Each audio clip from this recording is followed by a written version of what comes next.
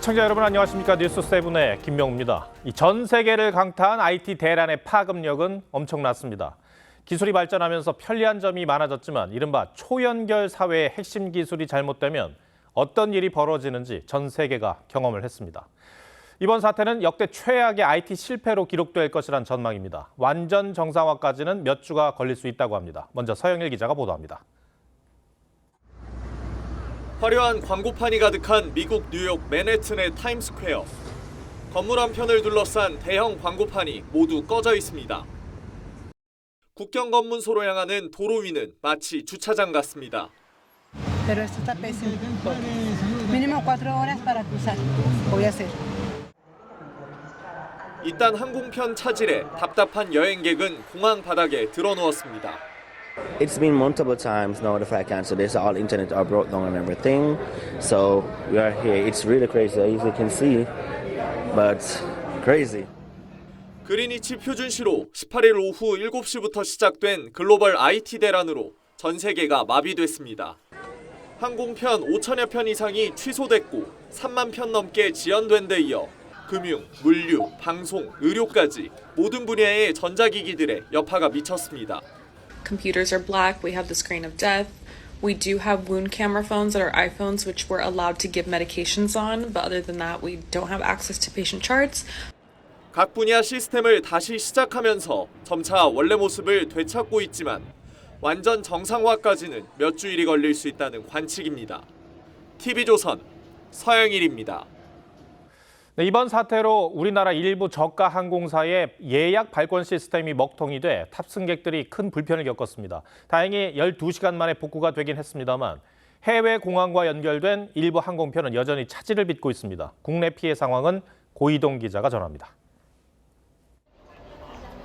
마이크로소프트 클라우드 장애로 운영에 차질을 빚었던 국내 저비용 항공사 3곳의 예약 발권 시스템이 정상화됐습니다. 어제 한때 수기 발권을 기다리는 줄이 100m 넘게 이어졌는데 평소보다는 확실히 시간 많이 걸리고 있어요. 그 같은 항공사의 비행기 있었던 분은 거의 5시간 정도 기다렸다고 하시더라고요. 오늘 오전 3시 반쯤 완전히 복구된 겁니다. 오류가 발생한 지 12시간 만입니다. 다만 해외공항 연결편 등의 문제로 일부 국제선은 여전히 차질이 빚어지고 있습니다. 아직까지 일부 외국계 항공사의 시스템은 복구 중인 것으로 파악되고 있습니다. 이번 사태로 운항이 지연되거나 결항된 항공편은 모두 105편, 국내 저비용 항공사 92편과 외국 항공사 13편입니다. 관련 커뮤니티엔 출발 전부터 지쳤다, 이번 휴가는 망했다 등 여행객들의 불만이 쏟아지고 있습니다. 이번 대란으로 항공사를 포함해 국내 기업 10곳이 피해를 봤는데 일부 게임 업체의 서버는 먹통이 됐다 해결됐고 반도체, 자동차 등 주요 업계와 이커머스 업계는 별다른 영향이 없는 것으로 파악됐습니다.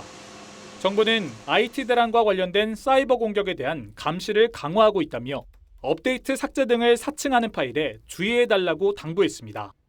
TV조선 고이동입니다. 네, 현재 우리가 사는 세상은 IT 기술의 발전으로 사이버상에서 서로 연결돼 있고 경험했듯 한 번 문제가 생기면 어마어마한 피해가 발생합니다. 그 핵심이 거대한 데이터의 저장 공간인 클라우드인데 이 대혼란의 원인이 된 클라우드 시장이 경고등이 켜졌습니다. 전 세계 클라우드 시장은 빅테크 기업 3곳이 장악하고 있습니다. 몇몇 기업에 치중된 시스템이 더 큰 대란을 불러올 수 있다는 지적입니다. 유혜림 기자가 보도합니다. 2년 전 판교 클라우드 데이터 센터에서 불이 나자 해당 서버를 사용했던 카카오 서비스는 닷새 넘게 먹통이 됐습니다. 서버를 분산하지 않고 대부분 한 곳에 의존하면서 연결된 모든 서비스가 마비된 겁니다. 이번처럼 데이터 센터 한 곳이 완전히 멈추더라도 원활하게 서비스를 제공할 수 있는 수준의 인프라를 구축하겠습니다. 해외에서도 클라우드 서비스 업체 패스틀리에 문제가 생기자 주요 언론사와 미국과 영국 정부 웹사이트가 다운되기도 했습니다. 대형 사업자일수록 피해 규모가 더 클 수밖에 없습니다. 전 세계 클라우드 시장은 아마존과 마이크로소프트, 구글 등 빅테크 3사가 67%를 차지하고 있습니다. 국내의 경우 전체 기업의 55%가 한 개 클라우드 서버만 사용해 장애에 더욱 취약합니다. 아주 주요한 시설에 대해서는 클라우드를 2중화, 3중화 하라. 뭐 이렇게 요구를 해야 될 것 같습니다. 특히 해외 클라우드 사업자의 경우 국내 규제에서 벗어나 있어 계약 시 장애에 대한 손해배상 책임 및 대책 마련을 명시하는 게 필요하다고 전문가들은 조언합니다. TV조선 유혜림입니다. 네, 여야 전당대회 소식으로 이어가겠습니다. 국민의힘 당대표는 당원 투표 80%가 반영되기 때문에 당원 표심이 중요합니다. 모바일 당원 투표가 오늘 마감됐습니다. 자폭 전당대회라는 평가가 나올 정도로 혼탁했던 탓인지 투표율이 낮았다고 합니다. 어떤 결과가 나왔는지 김아림 기자가 전해드립니다. 이틀에 걸친 국민의힘 전당대회 모바일 당원 투표율은 40.47%로 집계됐습니다. 당원 84만여 명 중에 약 34만여 명이 참여한 건데 47.5%를 기록했던 지난해 전당대회보다 7%포인트 낮은 수치입니다. 자폭이란 지적까지 받은 네거티브 공방이 흥행저조로 이어졌다는 분석이 나옵니다. 각 후보 진영에선 낮은 투표율을 두고 유불리를 따져보는 중인데 한동훈 후보는 목표로 삼은 투표율 65%엔 못 미치지만 1차 경선에서 결론이 날 걸로 자신하고 있고 원희룡 나경원 후보는 막판에 불거진 공소 취소 논란으로 표심이 결집할 거라 기대하고 있습니다. 두 후보는 민주당 판박이나 비열하다는 표현으로 한 후보를 향한 공세를 이어갔습니다. 잘못된 것을 바로 잡는 것이 공정이라고 생각을 합니다. 자기 혼자 빠져나가려는 비열한 모습이기 때문에 법무부 장관이 특정 정파를 편들면 공정이 무너진다고 반박했던 한 후보는 오늘은 대응을 자제했습니다. 토론은 끝났고요. 그 얘기에 대해서 더 이상 얘기하지 않았습니다. 국민의힘은 내일부터 이틀 동안 당원 ARS 투표와 일반 국민 여론조사를 진행합니다. 23일 열리는 1차 경선에서 과반 득표자가 나오면 당대표 선출이 확정되고 없으면 1, 2위 후보가 결선 투표를 하게 되는데 낮은 투표율이 막판 변수가 될 거란 전망도 나옵니다. TV조선 김하림입니다. 네, 민주당도 당권 레이스가 시작됐는데 지역 경선 첫날 이재명 후보가 90% 넘는 득표율로 압도했습니다. 이런 흐름은 계속될 것으로 보이는데 이재명 후보의 연임은 사실상 확정된 것이나 마찬가지라는 전망입니다. 현재 민주당이 이재명의 민주당이라는 것을 확인하는 전당대회인 것 같습니다. 최원희 기자가 보도합니다. 제주에서 열린 첫 합동연설회에서 이재명 후보는 당내 현안보단 민생에 집중하는 모습을 보였습니다. 국민의 먹고 사는 문제를 해결하는 것, 먹산이즘이야말로 바로 우리의 가장 강력한 정치 이념이어야 합니다. 맞습니까, 여러분? 자신의 정책 브랜드인 기본사회 공약과 에너지 전환을 통한 성장을 강조하면서 대권 주자 면모도 부각했습니다. 김두관 후보는 당내 토론과 대화가 실종됐다며 이재명 1급 체제를 비판했고 증세 없는 복지는 허구라며 종부세와 금투세도 지켜야 한다고 각을 세웠습니다. 김대중 노무인 정신인 다양성과 역동성 그리고 민주주의 민주화 대인회가 훼손당하고 있지 않습니까? 청년 원외 인사인 김지수 후보는 미래 세대를 위한 후보임을 호소했습니다. 최고위원에 도전한 후보 8명은 한 목소리로 이재명 지키기 공약을 내세우며 친명 표심 경쟁을 이어갔습니다. 제주 지역 권리당원 온라인 투표에서 이재명 후보는 82.5%, 김두관 후보가 15%를 얻었고 최고위원 후보 중에선 유일한 원외 인사인 정봉주 후보가 가장 많은 표를 얻었습니다. 인천 지역에선 이 후보가 93%가 넘는 표를 얻어 경선 첫날 누적 득표율은 90.75%를 기록했습니다. 이변 없는 압승에 이른바 어대명 기류가 현실화하는 분위기입니다. 조국혁신당의 조국 전 대표는 99.9%의 찬성률로 대표 연임을 확정지었습니다. TV조선 최원입니다. 올해 장마는 유독 길고 비의 양도 많고 특히 도깨비 장마라 불릴 정도로 예측이 쉽지 않습니다. 오늘도 영남은 찜통더위가, 호남에서는 한때 폭우가 쏟아졌습니다. 소강 상태를 보인 수도권에 오늘 밤 큰 비가 내릴 수 있다고 합니다. 하동원 기자가 보도합니다. 주말을 맞은 부산시민공원. 산책을 나온 시민들이 쉴 새 없이 부채질하고 쓰레기를 줍는 자원봉사자들의 얼굴엔 금세 땀방울이 맺힙니다. 일단 확실히 덥다고 느꼈고 조금만 움직여도 등이 젖고 그래가지고 많이 힘들었습니다. 부산은 낮 12시 기준 기온이 33도에 습도가 70%에 달하는 덥고 습한 상태입니다. 영남에 폭염주의보가 내려진 그 시각, 호우특보가 내려진 호남에서는 굵은 빗줄기와 함께 천둥 번개가 이어졌습니다. 오전 한때 시간당 강수량이 전남 곡성 77mm, 전북 김제 75mm, 광주 광산구 64.5mm에 달할 만큼 짧지만 강한 비가 쏟아지면서 지하도로가 물에 잠겨 차량이 침수되기도 했습니다. 운전자는 그냥 빠져나온 상태였고요. 바퀴 반틈 위쪽 정도 살짝 그 정도가 좀 찼던 것 같고요. 오후 들어 호남 지역 호우특보가 해제되면서 전국 대부분이 소강 상태를 보였지만 오늘 밤부터 내일 오전까지 중부권을 중심으로 또다시 호우 예비특보가 발효됐습니다. 정체전선에 동반된 저기압이 다가오면서 일단 중부지방부터 밤부터 이제 비가 시작되겠고요. 내일 새벽부터 점차 남쪽으로 확대되면서 기상청은 모레까지 수도권에는 최대 150mm, 강원과 경북, 충청에도 100mm가 넘는 많은 비가 내릴 수 있다고 예보했습니다. TV조선 하동훈입니다. 이 장맛비가 잠시 소강 상태여도 언제든 다시 폭우가 쏟아질 수 있습니다. 순식간에 불어난 강물에 고립되거나 휩쓸리는 사고도 많아지고 있습니다. 그런데도 굳이 우중 캠프를 즐기겠다며 캠핑장을 찾는 분들이 있는데 정말 위험한 행동이란 지적입니다. 이승훈 기자가 취재했습니다.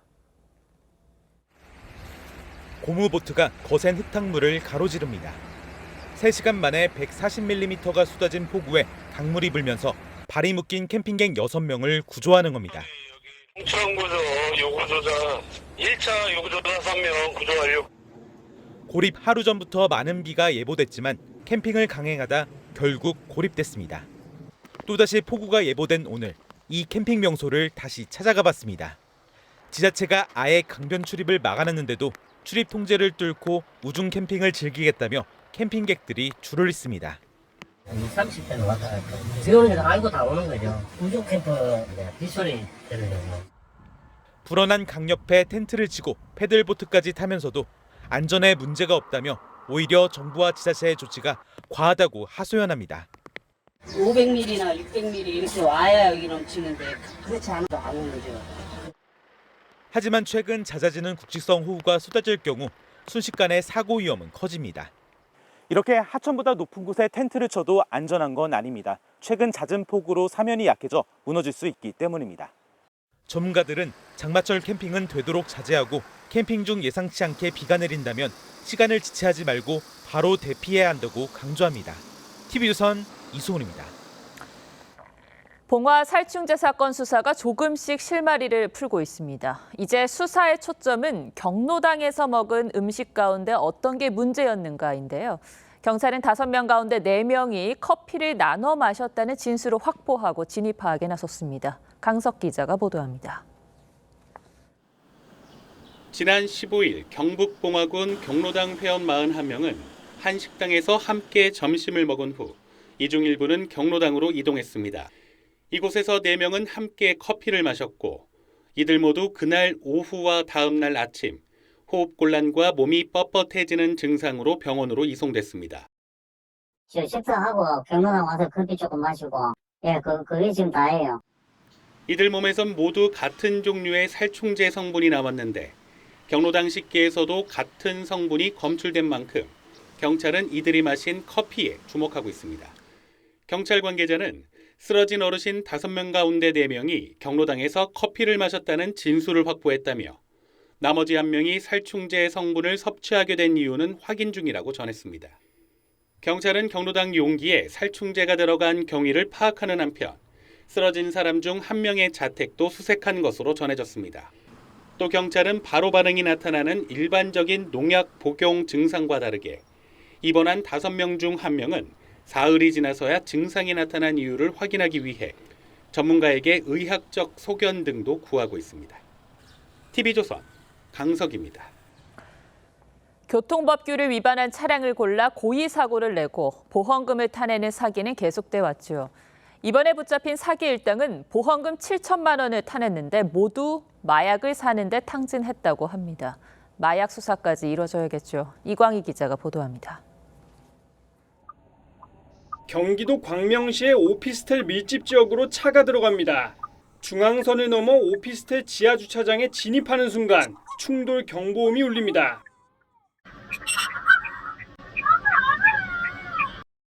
석 달 뒤 똑같은 장소에서 또 다른 차량도 같은 사고를 당합니다. 보험금을 노리고 교통법규를 어긴 차량만 골라 사고를 낸 일당이 경찰에 붙잡혔습니다. 범인들은 이곳 오피스텔 주차장 입구에서 기다리다가 중앙선을 넘어 진입하는 차량들을 노렸습니다. 주범인 50대 남성 김모 씨 등 일당 12명은 2022년 6월부터 9개월간 6번에 걸쳐 7천만 원의 보험금을 타냈습니다. 처음에 좀 이상했어요. 그러니까 사고가 났는데 조수석에 타고 있던 사람이 전혀 당황하지도 않고 좌석에 그대로 앉아있고 그래서 연락처도 주고 가고 그러길래 의심을 못했죠. 일당은 사기로 얻은 수익을 마약을 사는데 주로 썼습니다. 지난해 12월 경찰이 보험 사기 수사를 시작할 당시 이미 주범 김 씨 등 일당 4명은 마약범으로 수감된 상태였습니다. 피의자들에게서 보험금을 필로폰 구입하는 데 사용했다는 진술을 확보했습니다. 경찰은 지난 9일 일당을 보험 사기 방지 특별법 위반 혐의로 검찰에 넘겼고 마약 구입과 투약 혐의에 대해서도 수사를 이어가고 있습니다. TV조선 이광입니다. 조상묘에서 유골을 꺼내고 불에 태운 시어머니와 며느리에게 법원이 유죄를 선고했습니다. 아무리 조상묘라도 허가 없이 무덤을 파면 범죄입니다. 차순우 기자입니다. 무덤을 파헤쳐 조상의 유골을 꺼내 몰래 화장한 뒤 벌어지는 초자연적 현상을 그린 영화 파묘. 올 초 개봉에 관객 1,190만 명을 동원하며 크게 흥행했습니다. 그런데 현실에서도 파묘를 한 시어머니와 며느리가 함께 처벌받는 사건이 일어났습니다. 2021년 80대 A씨는 남편이 죽은 지 한 달 만에 시부모의 무덤을 파묘했습니다. A씨의 며느리도 범행에 함께했습니다. 두 사람은 인부를 고용해 유골을 꺼낸 뒤 비닐하우스에서 토치로 불태우고 돌멩이로 빻았습니다. 1심 재판부는 유골 손괴 등에 관한 법률 위반 혐의로 두 사람에게 징역 10개월에 집행유예 2년을 선고했습니다. 파묘를 도운 인부도 징역 4개월에 집행유예 1년 처벌을 받았습니다. 재판 과정에서 시어머니는 며느리가 한 일에 관여하지 않았다고 무죄를 주장했지만 재판부는 자신이 집안 어른이고 책임지겠다고 했다는 인부의 증언을 토대로 유죄를 선고했습니다. 본묘를 발굴을 하면 형법에 따라서 5년 이하 징역에 처해집니다. 벌금형이 없이 모두 징역형으로만 규정되어 있어서 피고인들은 형량이 과하다며 항소했습니다. TV조선 차순우입니다. 모르는 번호로 전화가 오면 절대 먼저 말하지 말라는 보이스피싱 예방법이 온라인에서 회자되고 있습니다. 3초짜리 음성 파일만 있으면 목소리를 똑같이 복제할 수 있는 AI 기술 때문인데요. 어떻게 악용되는지 또 예방법은 무엇인지 조윤정 기자가 보도합니다. 지난 1월 미 대선 민주당 후보 경선 때 한 유권자가 전화를 받습니다. This coming Tuesday is the New Hampshire presidential preference primary. 조 바이든 미국 대통령의 목소리와 똑같이 들리지만 실제로는 AI 기술을 이용해 합성한 가짜였습니다. 2021년 아랍에미리트의 은행은 대기업 임원 목소리를 복제한 AI 범죄 조직에 속아 3,500만 달러를 송금하기도 했습니다. 미 IT 업체 메가피는 생성형 AI를 사용하면 3초 분량 샘플만 있어도 목소리 복제가 가능하다고 분석했습니다. 국내에서도 AI 보이스피싱 우려가 높아지는 가운데 지난 17일 대학생 커뮤니티 에브리타임에는 교수님 덕분에 보이스피싱을 피했다는 글이 올라왔습니다. 작성자는 모르는 번호로 전화가 오면 절대 먼저 말하지 말라는 교수님 말씀이 떠올랐다고 했습니다. 상대방이 아무 말도 하지 않는다라고 한다면 어쨌든 약간 의심스러우니 거기에 대해서 별도의 목소리를 내지 마라 이런 식의 안내를 했는데 경찰은 SNS에 음성이 포함된 게시물을 올리는 것을 피해야 한다고 당부했습니다. TV조선 조윤정입니다. 서울과 수도권 집값이 뛰면서 이러다 4년 전 패닉 바잉이 재현되는 것 아니냐는 우려가 나오고 있습니다. 하지만 정부는 공급 물량이 충분하고 대세 상승도 아니라는 입장인데 과연 맞는지 경제부 정수양 기자와 따져보겠습니다. 자, 정 기자, 요즘 거래 건수도 가격 상승폭도 커진 데다가 또 지역 역시 강남에서 주변으로 이미 번진 분위기인데요. 정부는 왜 대세 상승이 아니라고 하는 겁니까? 네, 정부는 투기 수요가 끼어야 4년 전 같은 불장이 연출되는 거라며 아직은 실수요자 중심의 시장이라고 판단하고 있습니다. 근거로 제시한 건 전세를 끼고 집을 사는 이른바 갭투자 비율인데요. 부동산 가격이 최고점을 찍었던 지난 2021년 말에는 60.1%에 달했지만 이후 점점 줄어 올해 5월엔 37%까지 떨어졌습니다. 또 서울 아파트의 외지인 투자 비중이 4년 만에 가장 낮은 점도 정부 판단에 영향을 미쳤습니다. 그래도 공급이 부족하면 집값은 오를 수밖에 없지 않습니까? 네, 그렇습니다. 그런데 정부는 서울 아파트 공급량도 충분하다는 입장입니다. 박상우 국토부 장관의 말 들어보시죠. 24년에는 3만 8천 호, 25년에는 4만 8천 호가 입주할 예정입니다. 향후 2년간 서울에서는 평균보다 많은 아파트 입주 물량이 공급될 전망입니다. 박 장관이 언급한 수치가 정확하다면 문제 없는 거 아닙니까? 네, 꼭 그렇진 않습니다. 일부에선 박 장관의 말에 모순이 있다고 말합니다. 박 장관은 지난 10년간 평균 입주 물량을 기준으로 삼았는데요. 만약 10년 동안 서울 입주 물량이 충분했다면 아무리 시중에 유동자금이 풍부했더라도 가격이 급등했겠냐는 지적입니다. 실제로 시장에선 서울 연간 적정 수요를 4만 6천 가구 정도로 보는데요. 10년간 서울 공급 물량을 살펴보면 대부분 부족한 상황이었습니다. 그렇다면 내년 입주 물량도 현실적으로는 부족하다고 봐야 하는 건가요? 네, 정부 근거는 서울시 통계인데 여기엔 임대주택인 청년주택과 소규모 재개발 재건축, 후분양 아파트가 모두 포함되어 있습니다. 때문에 민간 통계보다 10,000 가구 이상 많습니다. 하지만 청년주택까지 넣는 건 시장 흐름과 동떨어져 있고 후분양 아파트는 공급 시기가 유동적이란 지적이 나옵니다. 그러니까 다 포함시키는 거는 현실적이지 않은 수치다라는 거네요. 네. 가격이 계속 상승할지는 3, 4년 뒤에 공급 상황도 중요할 텐데요. 착공 물량은 어떻습니까? 네, 정부는 올해 5월까지 서울의 착공 물량이 10,000 가구, 수도권은 5만 7천 가구 수준으로 지난해보다 각각 13%, 67% 늘었다고 강조하고 있습니다. 하지만 비교 대상으로 삼은 지난해 서울 아파트 착공 실적이 2022년의 절반 수준이라는 게 문제입니다. 2023년에 이때가 원체 없었으니까요. 조금 늘 수는 있는데 저는 많다고 보지 않아요. 네, 또 정부가 제시한 3기 신도시 등 공급 물량 23만 6천 가구도 3년 뒤에나 입주가 가능해 지금 당장의 집값을 잡기엔 역부족이란 지적입니다. 여기다 전세 사기 여파로 빌라 기피 현상이 심해지면서 빌라 착공도 급감했습니다. 정부는 빌라와 오피스텔 등 비아파트 공급과 매입 임대를 늘리겠다는 입장이지만 수요가 없는데 무슨 소용이냐는 반박도 나옵니다. 네, 그렇군요. 사실 올해 하반기에 금리 인하 가능성이 커지면서 집값을 자극할 요인도 있는 상황인데 정부 판단과 대책이 뒷북이 아니길 바라야겠습니다. 정 기자 잘 들었습니다.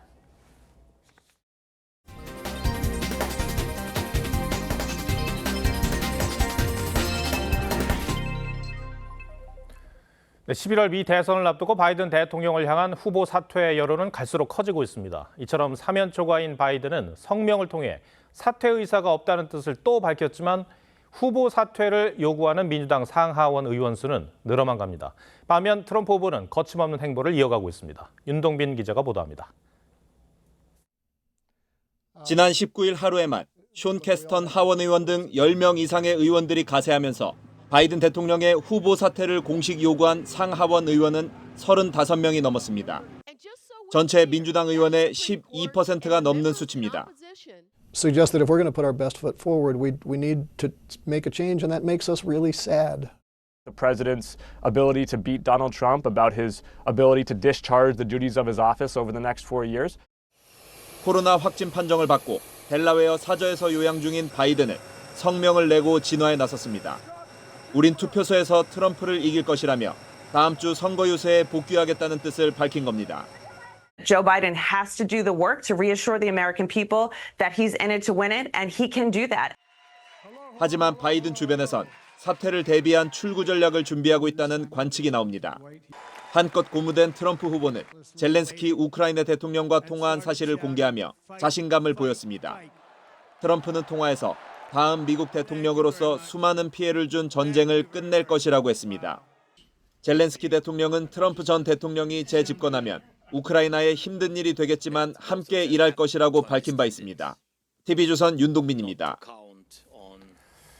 미국 공화당 트럼프 후보가 JD 벤스를 부통령 후보로 지명하면서 화제가 되고 있습니다. 이 불우한 가정 환경을 딛고 일어선 벤스의 인생사가 담긴 책은 다시 큰 인기를 끌고 있고 또 인도계인 벤스의 아내도 주목받고 있습니다.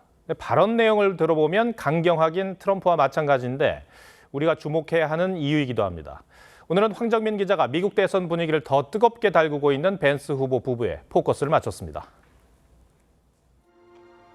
술과 마약에 빠져 어린 아들을 돌보지 못한 엄마. 영화 속 이 여성이 공화당 전당대회장에 등장했습니다. 공화당 부통령 후보 JD 벤스의 어머니입니다. And I'm proud to say that tonight my mom is here. 10 years clean and sober. I love you, mom. 공화당 대선 후보 트럼프의 선택은 흑수저 벤스였습니다. 1984년 가난한 백인 가정에서 태어나 변호사와 상원의원, 부통령 후보에까지 올랐습니다. Everything he's done, he built on his own, and not come from money is pretty cool. It's pretty big. 아메리칸 드림을 이룬 벤스의 인생사는 대선 승부를 가를 경합주, 러스트벨트 유권자들의 표심을 자극하고 있습니다. I think it's going to be a good thing for other blue-collar type people. I think Pennsylvania and all the Midwest. 인도계인 벤스의 아내 우샤의 존재도 트럼프 외연 확장에 긍정적이란 평가가 나옵니다. And learn to cook food from my mother, Indian food. 강성 보수 정책을 주장하는 벤스를 향한 우려도 교차합니다. Will be a really unfortunate thing for the American public if he is elected and they're both elected. 벤스는 자유무역에 반대하는 고립주의자이자 우크라이나 지원에 반대하는 미국 우선주의 정책을 신봉합니다. 중국을 겨냥해선 과격한 발언도 쏟아냅니다. Our country was flooded with cheap Chinese goods, with cheap foreign labor, and in the decades to come, deadly Chinese fentanyl. 어느새 옷깃이 넓은 정장 차림까지 트럼프를 닮아간 리틀 트럼프 벤스. 오는 11월 백악관 입성에 성공할 수 있을지 뉴스7 포커스입니다.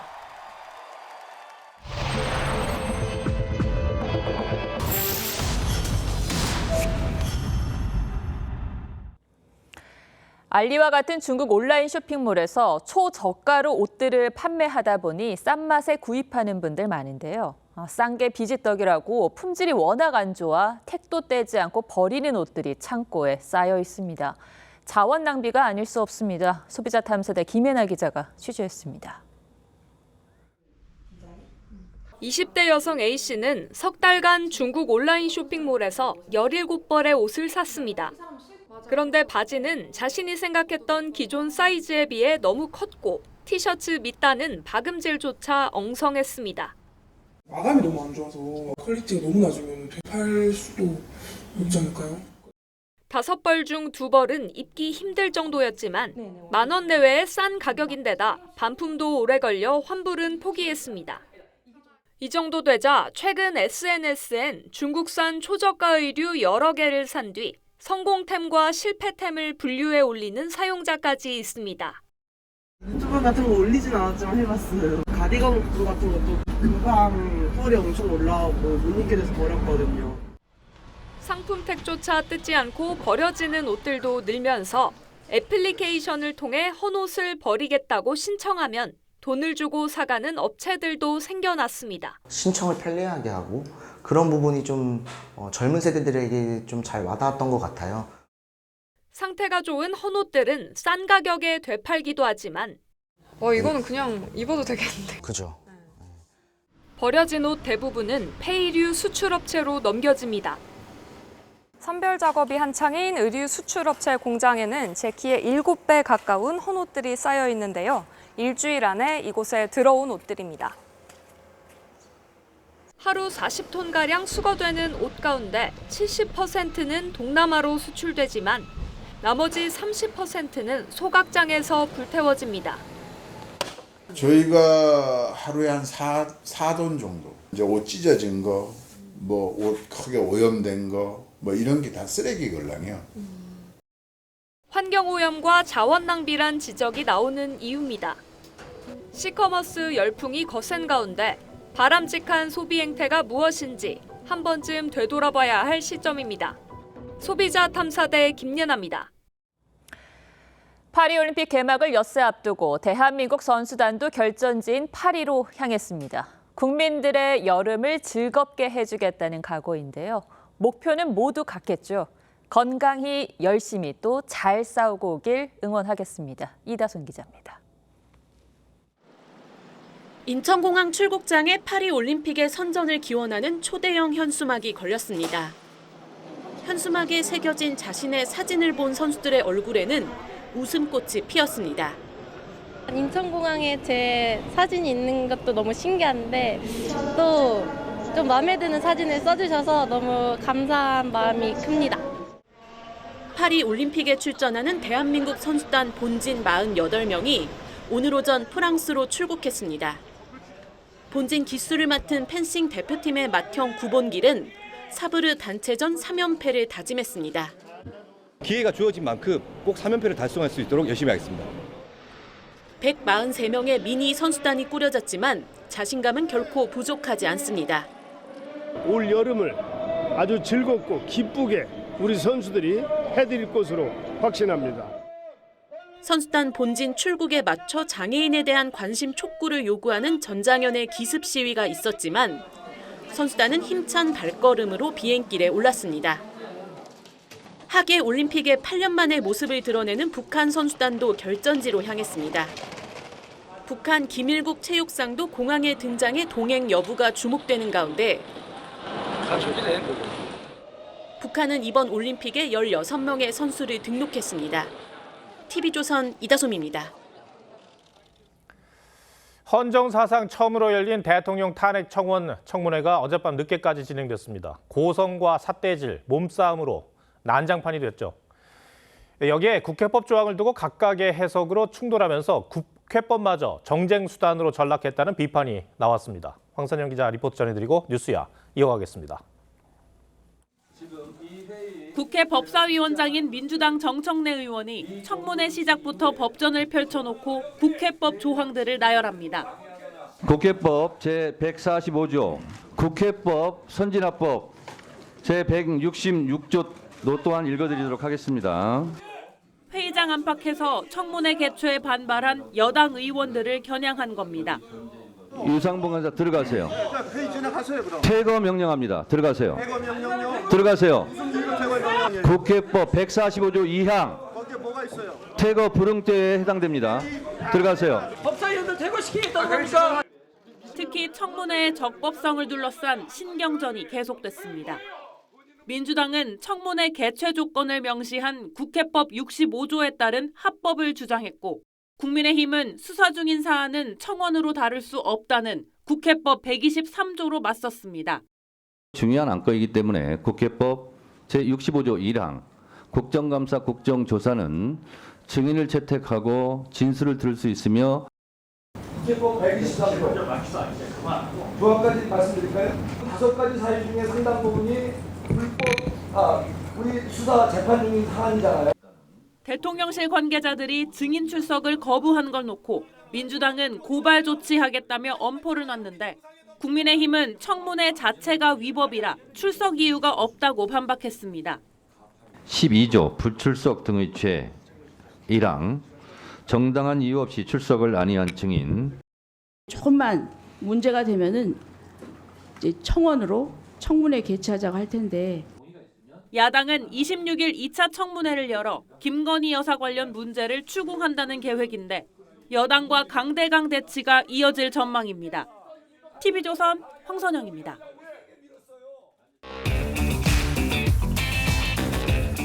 뉴스 시작합니다. 정치부 이채림 기자 나와 있습니다. 첫 번째 물음표 볼까요? 네, 오늘 첫 번째 물음표는 필리버스터만 일주일입니다. 네, 필리버스터 국회 본회의에서 무제한 토론을 하는 건데 일주일 동안이나 계속됩니까? 맞습니다. 민주당이 일단 국회의장에게 다음 주 목요일, 그러니까 25일에 임시국회를 열자고 요구하고 있는데요. 지난주에 행안위에서 전국민 25만 원 지원법, 또 환노위에서는 노란봉투법을 야당 단독으로 의결했는데 이걸 이번 달 안에 본회의 처리까지 마무리하겠다는 입장입니다. 민생회복지원금 관련법, 전세사기 특별법, 노란봉투법, 간호법도 이번 7월 임시국회 내에 처리하겠다라는 입장을 확인했습니다. 그런데 필리버스터는 180석이 넘는 야당이 강제로 종료할 수가 있잖아요. 일주일 내내가 가능합니까? 네, 그러니까 본회의에 의결하려고 하는 이 각각의 법안마다 필리버스터를 하겠다는 계획인데요. 이 앞서 말씀드린 2개 법안에다가 방송사법도 있고요. 여기에다가 전세사기 특별법과 간호법까지 모두 야당이 본회의 처리를 시도한다면 8개가 됩니다. 이 하나의 법안마다 24시간씩 필리버스터가 가능하기 때문에 일주일 내내 무제한 토론 전국이 이어질 수도 있는 겁니다. 국민의힘은 이미 필리버스터를 대비해서 상임위별로 신청자를 받으면서 다음 주 일정 비우라고 공지한 상황이고요. 또 문체위 의원들이 계획 중인 파리 올림픽 출장도 취소를 권고했습니다.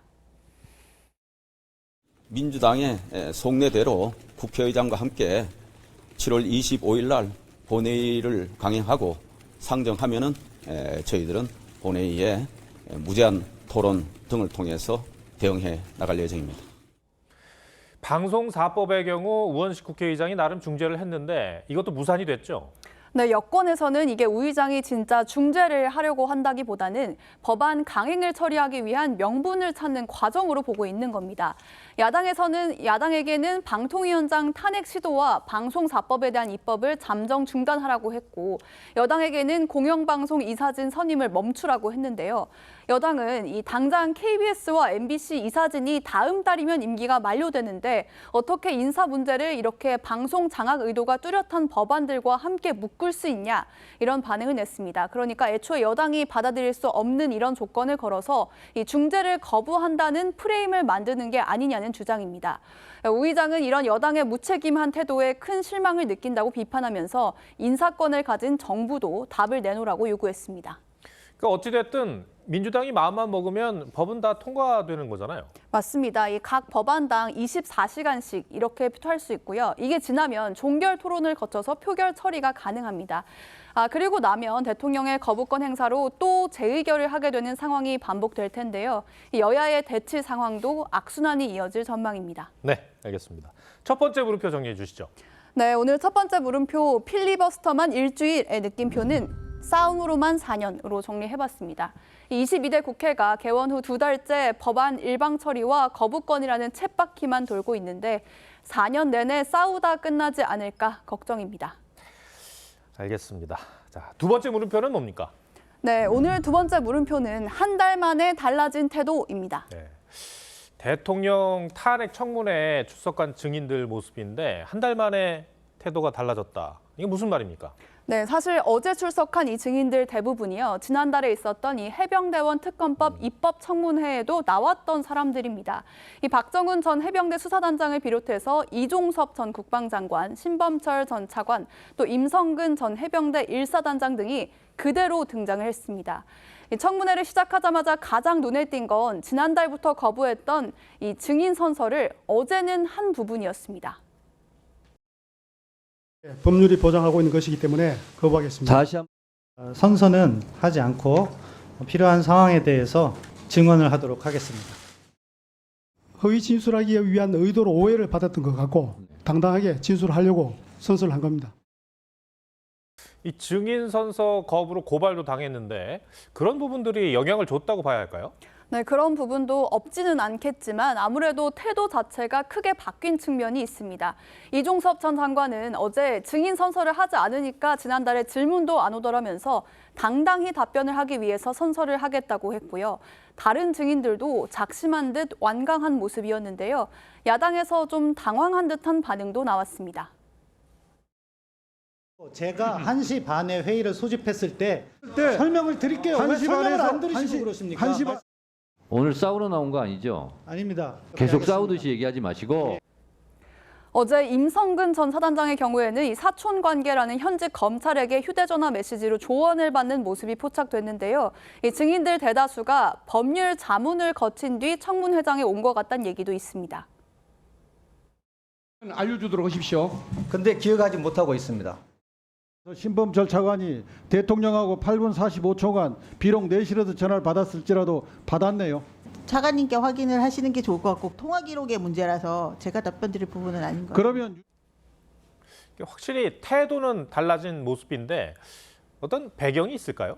네, 오늘 일부 증인 측의 얘기를 좀 들어봤습니다. 일단 지난달 청문회 때는 여당 의원들이 모두 불참을 했고 야당 의원들만 있고 그렇게 질문을 받았죠. 그러다 보니까 진술을 아예 하지 못하게 해서 답변이 막히는 모습만 보였던 것 같다. 이런 지적이 있었다고 합니다. 다만 어제는 여당 의원들이 답변 기회를 충분히 줬기 때문에 입장 설명을 할 수 있어서 좀 나았다는 겁니다.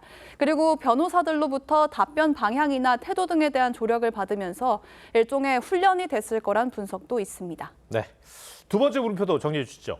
네, 오늘 두 번째 물음표, 한 달 만에 달라진 태도의 느낌표는 정쟁부터 퇴장으로 하겠습니다. 이번 청문회의 본질이나 목적과는 무관하게 여당, 여야 의원들의 고성 공방, 또 초유의 증인 퇴장만 기억에 남는 이런 모습, 국민이 계속 지켜봐야 하는지 의문입니다. 알겠습니다. 이채린 기자, 잘 들었습니다.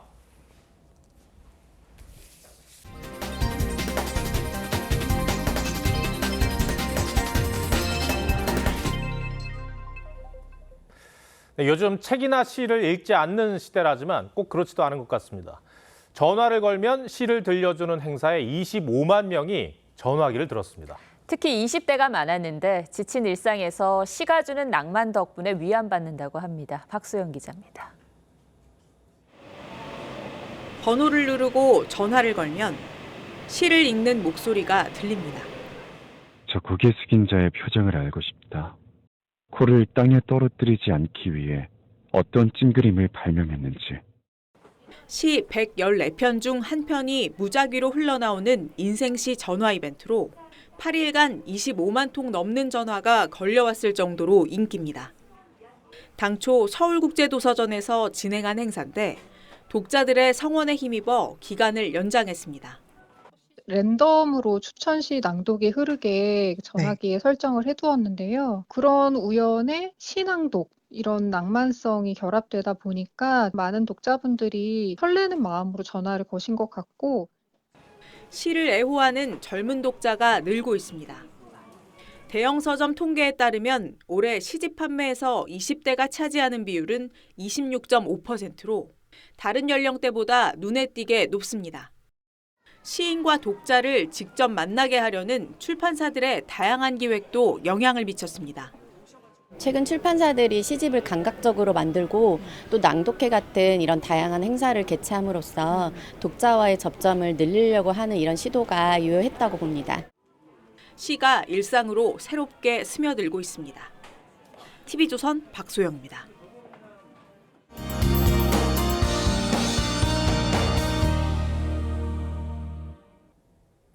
현재 북서쪽에서 발달한 강한 비구름이 수도권과 충남 서해안에 영향을 주기 시작했습니다.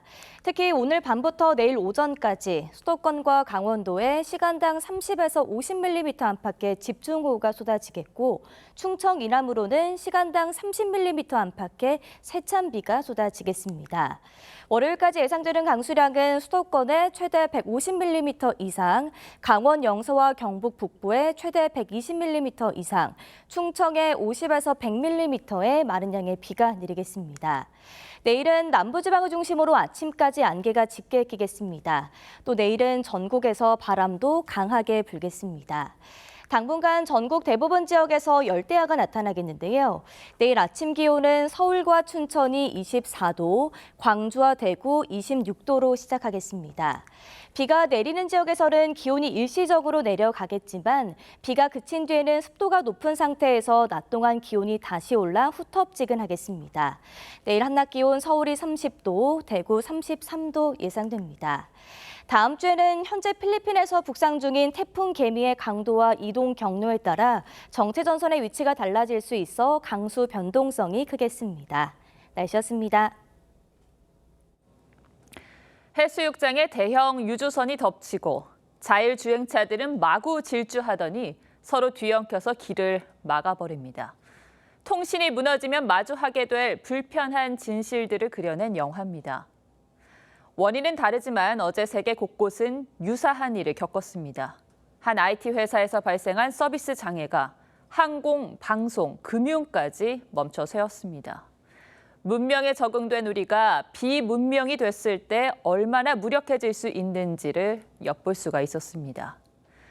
만나지 않아도, 자료를 쌓아두지 않아도 언제 어디서든 닿을 수 있는 초연결 사회에 살고 있죠. 덕분에 코로나 사태를 잘 견뎌내기도 했지만 동시에 재난에 가장 취약해진 시대입니다. 미국 과학자 존 캐스티는 현대 사회에 닥칠 수 있는 대재난, 일명 X 이벤트 중 하나로 디지털 암흑을 꼽기도 했습니다. AI 산업이 돈의 흐름을 빨아들이며 4차 산업이 여물어가는 이때 IT대라는 노란불을 켜줬습니다. 앞선 영화 이야기가 픽션에만 머물게 하라는 기업과 국가에 주는 경고 신호인 셈입니다. 뉴스7을 마칩니다. 고맙습니다.